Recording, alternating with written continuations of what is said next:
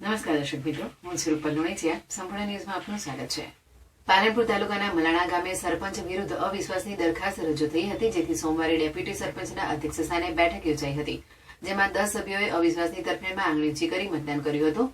પાલનપુર તાલુકાના મલાણા ગામે સરપંચ વિરુદ્ધ થોડા દિવસ અગાઉ સભ્યો દ્વારા અવિશ્વાસની દરખાસ્ત રજૂ કરવામાં આવી હતી, જેને લઈ મલાણા ખાતે સોમવારે ચુસ્ત પોલીસ બંદોબસ્ત હેઠળ ગ્રામ પંચાયત ખાતે ડેપ્યુટી સરપંચના અધ્યક્ષસ્થાને અવિશ્વાસની દરખાસ્તને લઈ બેઠક યોજાઈ હતી.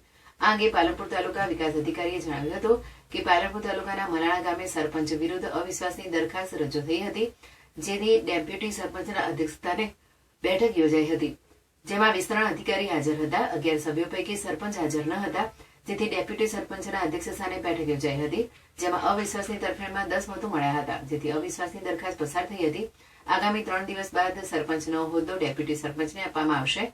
આ અંગે ડેપ્યુટી સરપંચે જણાવ્યું હતું કે 8 જાન્યુઆરી 2025ના રોજ સરપંચ વિરુદ્ધ થયેલી અવિશ્વાસની દરખાસ્તને લઈને બેઠક યોજાઈ હતી, જેમાં 11 સભ્યો પૈકી 10 સભ્યોએ અવિશ્વાસની તરફેણમાં મતદાન કર્યું હતું, જેથી અવિશ્વાસની દરખાસ્ત પસાર થઈ હતી.